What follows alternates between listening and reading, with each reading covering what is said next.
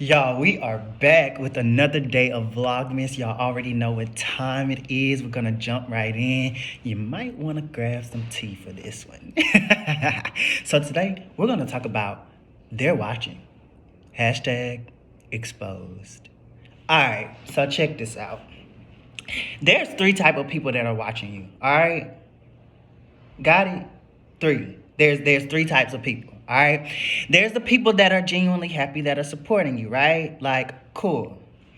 But also we have those that are watching you that are hoping that you are gonna fail, like hoping that you fall, like hoping that you stumble, hoping that hoping that you don't accomplish what you have set out to accomplish. So there those that are hoping for your demise, but then there are also people that are hoping that you stay where you are and not fully become all that you're supposed to be, right? So they're happy with where you are now, but they don't want you to become more, right? So check it. The people that are genuinely happy for you, keep them close. They'll be there to encourage you, to pray with you, to PRAY with you, and not PREY over you. Because there's a difference. But also don't be enticed by the praise of the people that support you, because we live only for the validation of Christ, right? So keep those people close, but don't allow that earthly or human praise to fester in your heart and cause you to be a people pleaser, right? But then we have those that are hoping for your demise. So they're watching, waiting to be able to discredit you. But let me tell you, no weapon formed against you will prosper. Every tongue that rises against you shall be condemned. And so don't worry, don't be afraid. Vengeance is not yours. You don't even have to pay them back. More than that, don't even pay them no mind. All right? Mind over matter. All right? So, yeah, don't even pay them any mind, because even they know that they can't stop what God has for you. But then we have those that that want you to stay where you are, but don't want you to become who you're supposed to become. And yeah.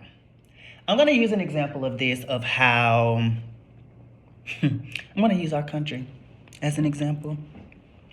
So many people are always like, well, you're being ran by the Bible. Like, the Bible is man-made. Like, the Bible keeps you in bondage.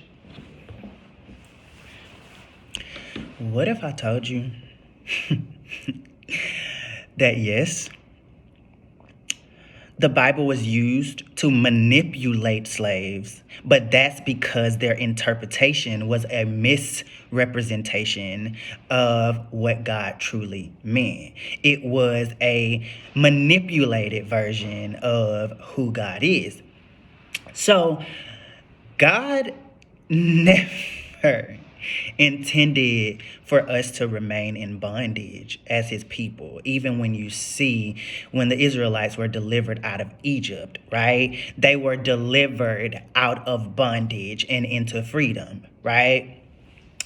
Even with our country, right? The Civil War, our country was like Pharaoh, and God said, let my people go. So slavery had to end, right? They did not want us to know that we are God's chosen people. They did not want us to know that the Bible was our redemption story of how God wanted to redeem us. And it's crazy that everyone knows our identity but us. But that was an agenda of the enemy on purpose. Think about it. We were all scattered, sent places, and we don't know our identities. They stripped everything, stripped ancestry, everything.